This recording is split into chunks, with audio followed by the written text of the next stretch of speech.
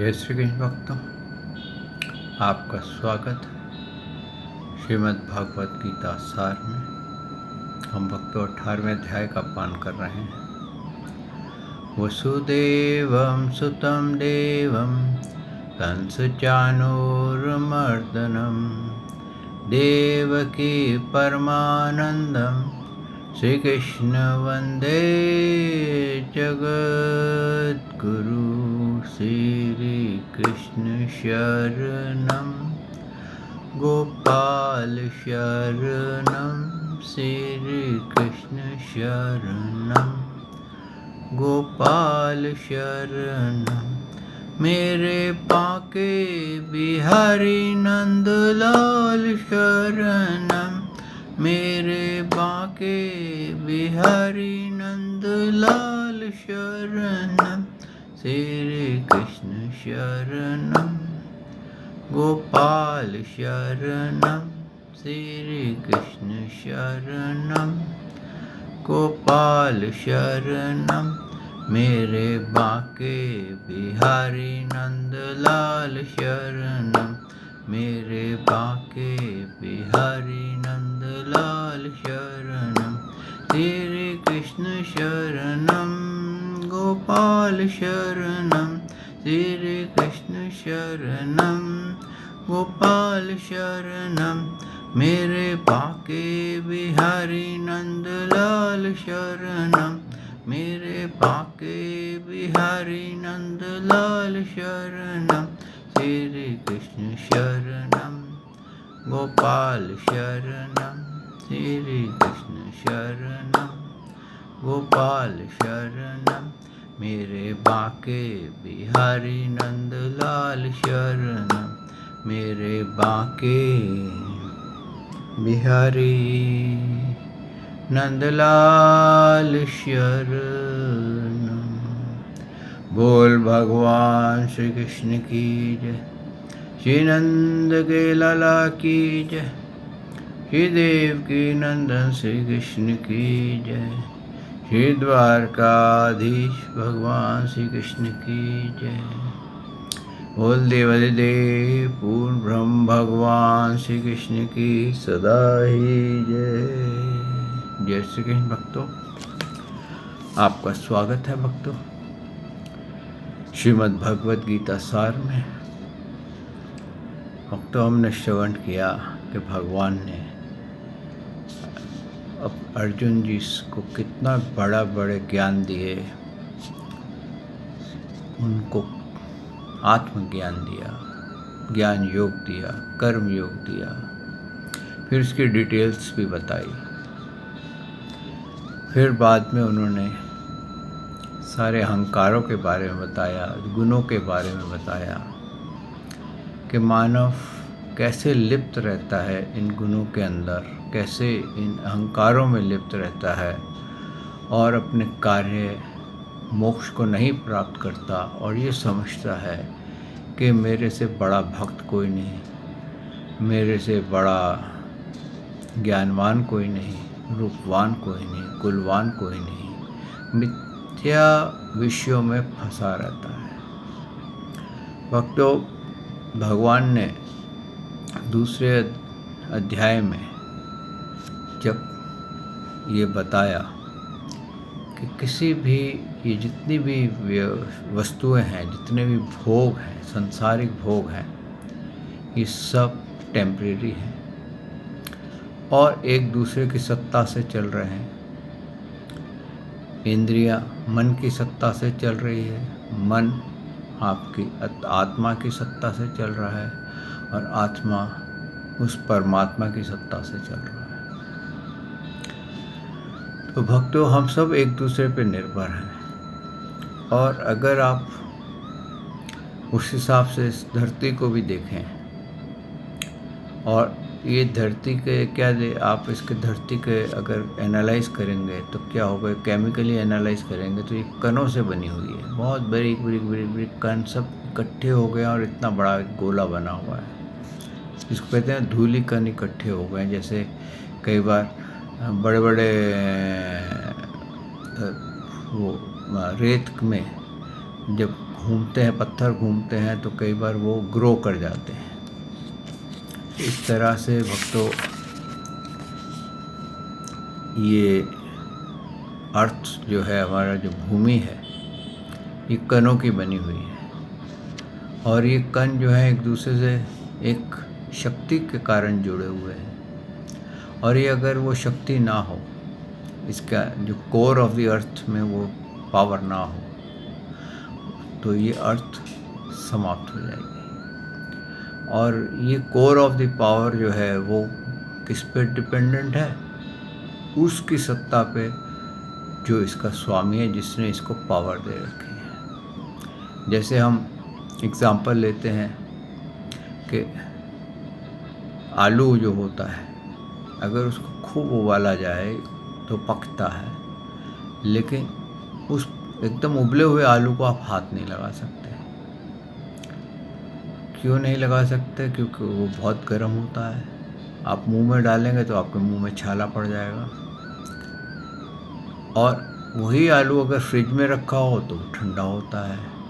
तो आलू के पास, इसका मतलब है जो हीट है, जो गर्मी है, ये कहीं कहाँ से आई? आप कहेंगे ये आलू पानी में उबल रहा था, पानी में गर्मी थी और उसकी गर्मी आलू में आ गई।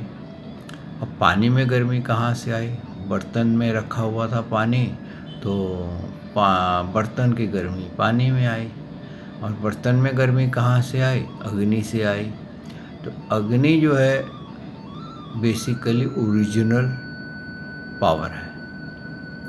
तो ये सब सत्ता चली, अग्नि से बर्तन में हीट आ गई, बर्तन से पानी में आ गई, पानी से आलू में आ गई। लेकिन हकीकत में ना तो आलू की सत्ता थी गर्मी की, ना पानी की थी, ना बर्तन की थी। तो ये सब डिपेंडेंट किस पे थे? अग्नि पे। अग्नि सत्य है। इसी प्रकार से भक्तों, जो हमारी आत्मा है,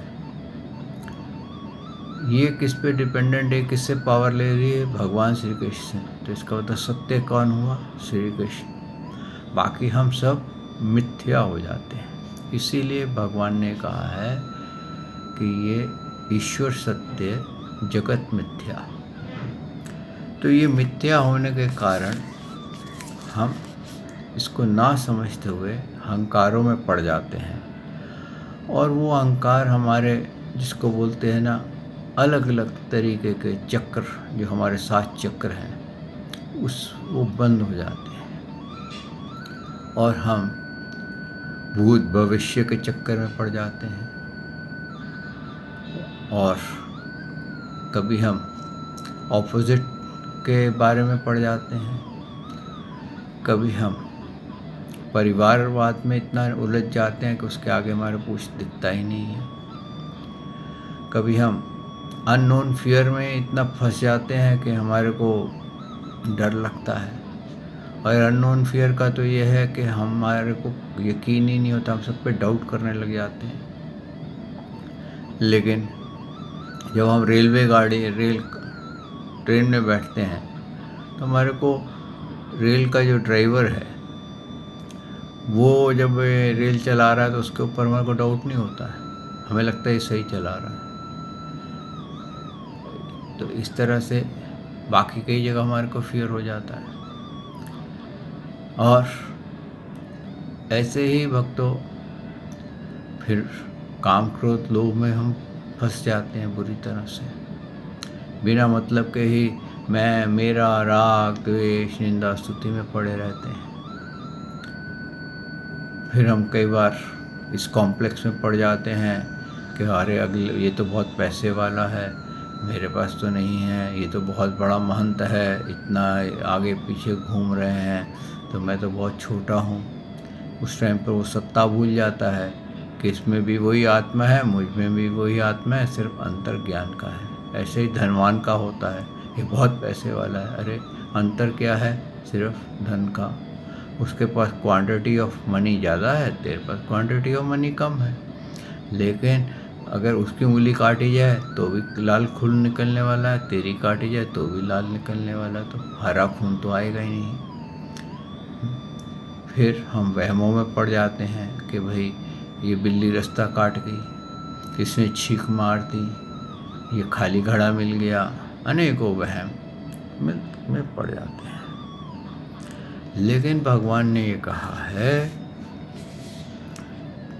कि क्या कहा है, ब्रह्मभूत प्रसन्नात्मा न सोचति न कांक्षति सम सर्वेषु भूतेषु मद्भक्तिं लभते पराम।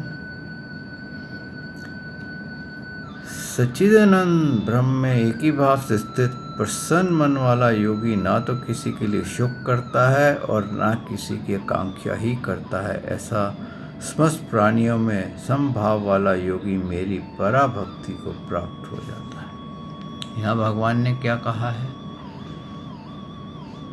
कि जब इन समस्त बंधनों से आदमी निकल जाता है, और कैसे निकलता है, जो भगवान श्री कृष्ण की भक्ति में लीन होता है, उनकी मेडिटेशन में लीन होता है, पराभक्ति में चला जाता है, वो अपने सारे बंधन, अपने सारे वहमों को, हर वस्तु को, सातों चक्रों को खोल लेता है और उसकी कुंडलिनी शक्ति जागृत हो जाती है। और कुंडलिनी शक्ति जिस चक्र पे आके रुकती है, वहाँ उसके नीचे के चक्रों से आप निकल जाते हैं। अगर आप भूत भविष्य में पड़े हो तो आप की जो कुंडलिनी शक्ति है वो मूलाधार में पड़ी हुई होगी।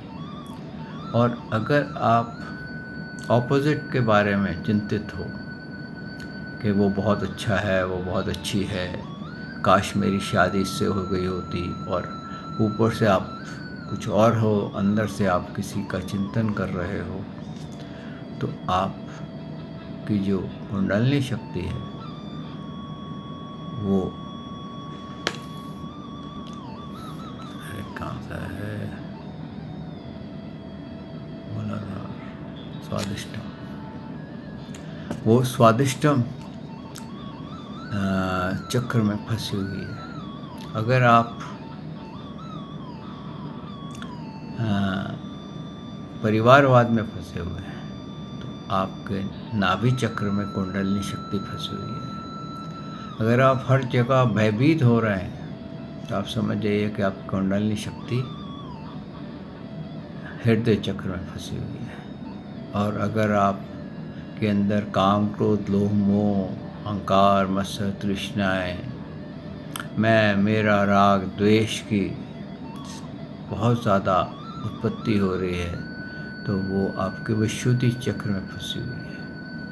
और अगर आपके अंदर इन्फीरियरिटी कॉम्प्लेक्स, हर जहाँ जाते हैं आपको इन्फीरियरिटी कॉम्प्लेक्स आ रहा है, तो कुंडलिनी शक्ति आपकी आज्ञा चक्र में फंसी हुई है। और अगर आप वहमों में पड़े हुए हैं तो वो सहस्रार चक्र में फंसी हुई है। लेकिन जब ये सब चक्र खुल जाते हैं तो भक्तों, इसके खोलने की जो विधि है वो आपको किसी ज्ञानी के पास या किसी एक्सपर्ट के पास उसका अभ्यास करके खोलना चाहिए। क्योंकि चक्र खोलते वक्त अगर कहीं भूल हो जाए तो कई बार क्या होता है, बजाय चक्र खुलने के वहमों के कारण वो और टाइट बंद हो जाता है।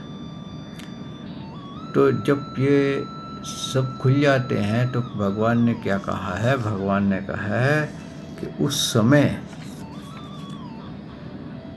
जो भक्त होता है, योगी होता है, वो प्योरिटी उसको मिल जाती है और वो मेरी पराभक्ति को प्राप्त कर लेता है। यानी कि मेरी उस भक्ति को जिसको प्राप्त करके वो मेरे पास आ जाता है, उसके सारे बंधन खुल जाते हैं। और वो जो व्यक्ति है वो मेरे प्रायण हुआ कर्म योगी तो संपूर्ण कर्मों को सदा करता हुआ भी मेरी कृपा से सनातन अविनाशी परम पद को प्राप्त होता है। और ऐसा जब उसको प्राप्ति हो जाती है तो वो भगवान ने ये भी स्पष्ट किया है कि जिसके चक्र खुल गए हों, जिसको पराभक्ति मिल गई हो, वो गृहस्थी के सारे कर्म कर रहा है, सब काम कर रहा है, कुछ चीज़ छोड़ नहीं रहा। ये नहीं सिर मुंडा करके हिमालय में भाग गया, मंदिरों में भाग गया, डंडौते डालने लग गया, मालाएं पॉलिश करने लग गया, सुबह 3 बजे उठने का नियम साध लिया, 100 डंडौते लगाई। भले शरीर में कष्ट हो रहा है लेकिन जिद हो रही है कि मैं सबसे बड़ा भक्त हूँ। तो वो सब उसको आवश्यकता नहीं रहती और वो सारे गृहस्थ के कार्य करता है, बच्चे भी पालता है, काम भी करता है, धन भी कमाता है, सब कुछ करता है। और सब कुछ करते हुए भी एक भी चीज़ से भागता नहीं है और वो भी उसको मेरी कृपा से उसको परम पद की प्राप्ति हो जाती है, क्योंकि उसने कर्म फल का त्याग कर दिया, अहंकारों का त्याग कर दिया है, गुणों के प्रभाव से वो मुक्त हो गया है। और वो क्या करता है, सब कर्मों को मुझको अर्पण कर देता है कि प्रभु जो भी मैं कार्य कर रहा हूँ आपके लिए कर रहा हूँ। आप बच्चे पाल रहा हूँ प्रभु, ये आप ही के रूप हैं, आप ही मेरे को इनकी सेवा के लिए मेरे को बनाया है, मैं इनकी सेवा कर रहा हूँ। और अगर वो कोई भी कार्य करता है वो उसका श्रेय अपने पे ना लेकर के भगवान पे दे देता है। भोजन खाता है तो प्रभु आप ही की कृपा से ये भोजन की प्राप्ति हुई है, इस जो मानव देह आपने दी है आपकी सेवा करने के लिए, भक्ति करने के लिए, वो हुष्ट पुष्ट हो जाए, वात कफ पित्त से मुक्त रहे। तो भगवान ने ये कहा है कि ये उस जब सब कुछ मेरे अर्पण कर देता है तो वो कहीं और नहीं जाता है, लेकिन क्या होता है, सच्चे मन से, अहंकार के बिना। ये नहीं कि मैं ये कर रहा हूँ और मैं सबसे बड़ा प्रभु का प्रिय हूँ। अरे प्रभु पे तो हर एक कोई प्रिय है, यहाँ तक कि चींटी भी भगवान की प्रिय भक्त है। कहते हैं चींटी के अगर पाँव में घुंघरू बंधे हों उसकी भी आवाज़ प्रभु सुन लेते हैं, तो दूसरे की तो बात ही छोड़ दो। और भगवान ने कहा है कि हर कार्य में तू मेरा ही दर्शन कर, हर मानव में मेरा दर्शन कर, और ये सोच कि मेरे आत्मा, मैं परमात्मा सबके अंदर हूँ। जैसे आपके घर में बिजली आती है भक्तों, बिजली तो एक ही है, करंट तो एक ही है, लेकिन वो अलग अलग रूप धारण, उसमें अलग अलग गैजेट्स चलते हैं। कहीं बल्ब जलता है, कहीं पर पंखा चलता है, कहीं पर फ्रिज चलता है, कहीं एसी चलता है, कहीं हीटर चलता है, कहीं मिक्सी चलती है, कहीं और भी उनके आप जिस चीज़ का प्रयोग करते हैं वो सब चलती है, लेकिन बिजली एक ही है। और अगर तू बिजली में डिफरेंस करेगा तो तू बहुत बड़ी गलती करेगा। इसी तरीके से पशु पक्षी में, चींटी में, हाथी में, सब में एक ही आत्मा है, एक ही शक्ति है, और वो मेरी शक्ति है, यानी कि मेरा करंट है, जिसके कारण ये सब जितने भी गैजेट्स तू देख रहा है, जितने भी शेप्स देख रहा है, जितने भी तू शरीर देख रहा है, ये सब उसी से चल रहे हैं।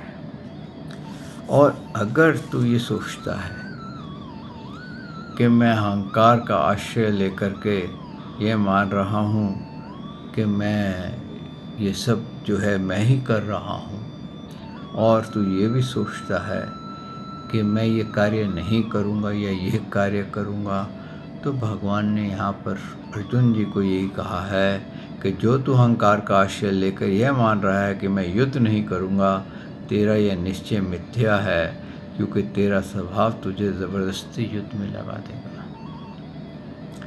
अगर तू ये सोच रहा है कि मैं इसमें नहीं पढ़ूँगा, मैं सब ये कार्य नहीं करूँगा, तो हमारे जो पैटर्न्स हैं, जिसके भी अंदर हम जो भी गुण हम पे हावी है, यानी कि अगर हमारे अंदर तामस हावी है, हम भले ही अपने आप को वहाँ से निकालने की कोशिश कर ली, हम सोचते हैं कि हमने सर मुंडा लिया, यूनिफॉर्म दूसरी पहन ली, वस्त्र चेंज कर दिए, वस्त्र त्याग दिए, सब कुछ कर दिए, लेकिन हमारे अंदर तामस का गुण बहुत है।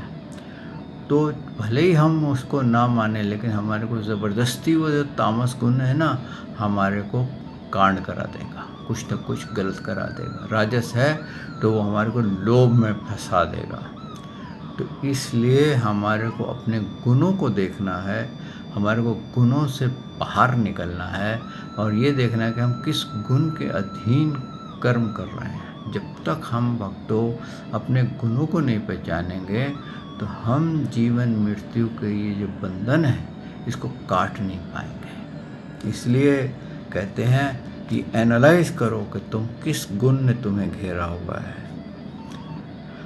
और यहाँ तक कहा है, भगवान ने आगे कहा है, हे कुंती पुत्र, जिस कर्म को मोह के कारण नहीं करना नहीं चाहता उसको भी अपने पूर्वकृत स्वाभाविक कर्मों से बंधा हुआ परवश होकर के करेगा। अगर तू सोचता है कि मैं ये नहीं करूँगा, मैं तो साधु बन गया हूँ, मैं सिर मुंडा लिया है, मैं तो डंडौते डाल रहा हूँ और मैं तो अब लोभ नहीं करूँगा, मैं ये कुकर्म नहीं करूँगा, तो ये भूल जा, तेरे अंतःकरण में जो गुण बैठा हुआ है, तेरा स्वाभाविक कर्म बैठा हुआ है, वो तेरे को ज़बरदस्ती तेरे को उन कर्मों में लगा देगा। अगर तूने अपने आप का उद्धार नहीं किया तो तू ज़बरदस्ती ना चाहते हुए भी वही कर्म करेगा जिसके गुण के जिसके तेरे पैटर्न बने हुए अधीन है। यहाँ पर ये भगवान ने स्पष्ट कर दिया। और ये क्यों होता है? भगवान ने कहा ये इसलिए होता है कि ईश्वर सर्वभूतानां हृदयो अर्जुन तिष्ठति ब्रह्मायन सर्वभूतानि यंत्रारूढ़ानि माया। हे अर्जुन, शरीर रूपी यंत्रारूढ़ हुआ संपूर्ण प्राणियों को अंतर्यामी परमेश्वर अपनी माया से उनके कर्मों के अनुसार भ्रमण करता हुआ सब प्राणियों के हृदय में स्थित है। ये क्यों होता है भक्तों? क्योंकि हमारा जो शरीर है ये एक प्रकार से यंत्र है और ये यंत्र जो है इसमें ईश्वर की शक्ति आपकी आत्मा है और आपके जो कर्म है, जो आपके पैटर्न्स हैं, उसके मुताबिक ही आप डांस करेंगे, उसके मुताबिक ही आप कर्म करेंगे। क्यों कि आपका ना चाहते हुए भी आपका शरीर, आपका मन, इंद्रियां, बुद्धि वो कर्म आपसे कहते हैं ना ज़बरदस्ती करवा देंगे। और ये जो शक्ति है ये आपकी आत्मा ने दी है और अगर आपने इसको रेक्टिफाई कर लिया, अपने आप के बंधन खोल लिए, अपने आत्म शोध कर लिया, अपने आप को एनालाइज कर लिया, तो आपने आत्ममंथन कर लिया, तो आप अपने समस्त बंधनों से, कर्मों से छूट जाएंगे और परमेश्वर की परम भक्ति को प्राप्त हो जाएंगे। और यही आगे कहा है भगवान ने, हे भरत, तो सब प्रकार से उस परमेश्वर की ही शरण में जा जिस परमात्मा की कृपा से ही तू परम शांति को तथा सनातन परम धाम को प्राप्त होगा। यहाँ पर भगवान ने इंट्रोडक्शन दे दी है कि तू उस परमेश्वर की शरण जा जो कि देवों का देव है, परम परमात्मा है। जब तक तू उसकी इंट्रोडक्शन तुझे प्रॉपर नहीं होगी, जब तक तू उसकी शरण में नहीं जाएगा। भक्तों, मैंने तो आपसे कई बार बोला है, अगर आपको मोक्ष चाहिए तो आपको भगवान श्री कृष्ण की चौखट पे आना पड़ेगा, उनकी ही भक्ति करनी पड़ेगी। अगर आपको मोक्ष नहीं चाहिए तो आप जिसकी भी भक्ति कर रहे हैं आप करिए, मैं आपको उस भक्ति से नहीं रोकूंगा, ये नहीं कहूँगा कि उसकी भक्ति मत करो। ये आपकी चॉइस है कि आपको ये जीवन मृत्यु से आप प्रसन्न हैं, बड़े प्रसन्न हैं, आपका बहुत अच्छा दिल लगा हुआ है, इस संसार सागर में आनंदित हो रहे हैं, शारीरिक, सांसारिक, मानसिक कष्ट से हटे हुए हैं और कोई आवश्यकता नहीं है प्रभु की भक्ति करने की, तो आप जिसकी भी पूजा कर रहे हैं, जो भी कर रहे हैं, आप करते रहिए। क्योंकि योनि पे योनि मिलेगी, ये शरीर समाप्त होगा, अगला शरीर आ जाएगा, कोई और आ जाएगा। लेकिन अगर आप ये सोचते हैं कि मेरे को जीवन मृत्यु से पार जाना है, मेरे को ये जीवन मृत्यु के सृष्टि चक्र से मुक्त होना है, तो आपको भगवान श्री कृष्ण की इंट्रोडक्शन मोस्ट इम्पॉर्टेंट है, और उनकी चौखट पे आए बिना आपको मोक्ष नहीं मिलेगा। मोक्ष का द्वार ये मानव देह है, और मोक्ष दाता जो है वो श्री कृष्ण है। इस बात को आप गांठ बांध लीजिए। अगर आप सोचते हैं कि मैं जिसकी पूजा कर रहा हूँ किसी की भी मज़ार की कर रहा हूँ, कई लोग तो मज़ार को ही भगवान मानते, बोलते यही मोक्ष देगा। मुर्दा गड़ा हुआ है और वो मुर्दा खुद पता नहीं उसको मोक्ष मिला नहीं मिला, लेकिन उसको मोक्ष देगा वाले के बहुत सारे ऐसे धर्म हैं जहाँ मज़ारों में मुर्दा गड़ा पड़ा है और वहाँ पर उसको कहते हैं ये भगवान है, ये उसका अवतार है। कोई मुर्दे को बोलता है शिव जी का अवतार है, कोई बोलता है दत्तात्रेय प्रभु जी का अवतार है, कोई बोलता है कृष्ण का अवतार है।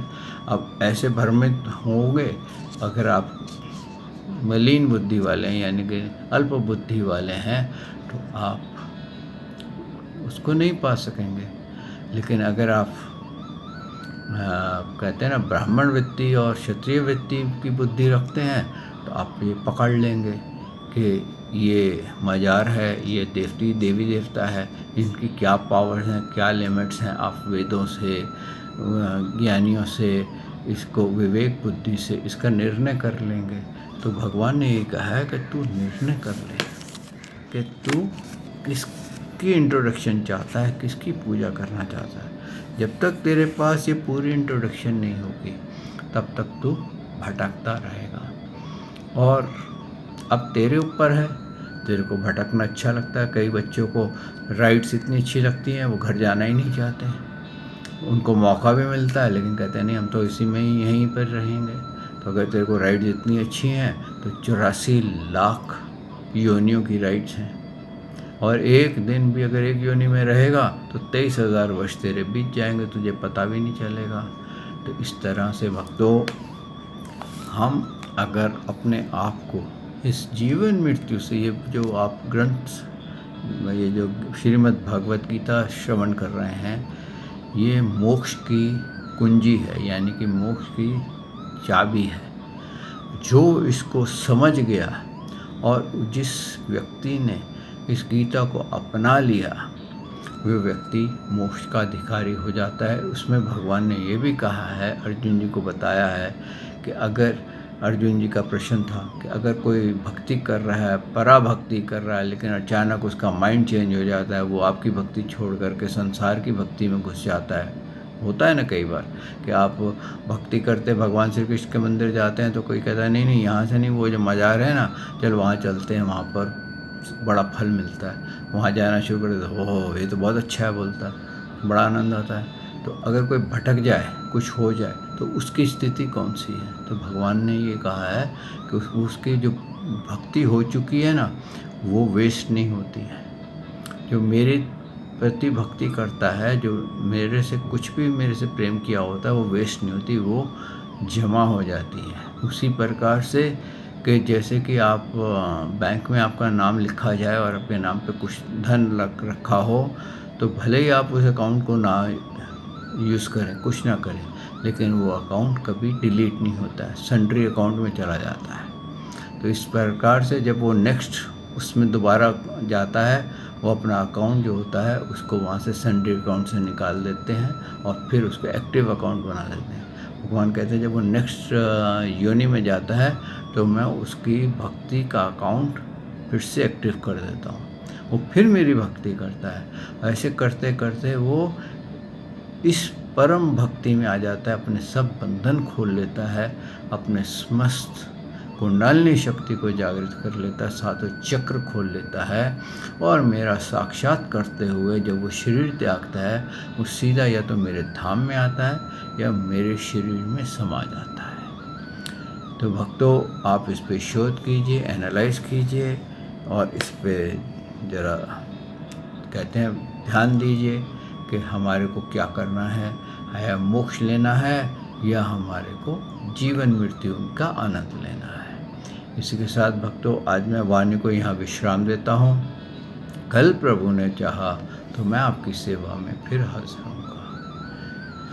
श्री कृष्ण शरणम गोपाल शरणम श्री कृष्ण शरणम गोपाल शरणम मेरे बांके बिहारी नंदलाल शरणम मेरे बांके बिहारी नंदलाल शरणम श्री कृष्ण शरणम गोपाल शरणम श्री कृष्ण शरणम गोपाल शरणम मेरे बांके बिहारी नंदलाल शरणम मेरे बांके बिहारी नंदलाल शरणम।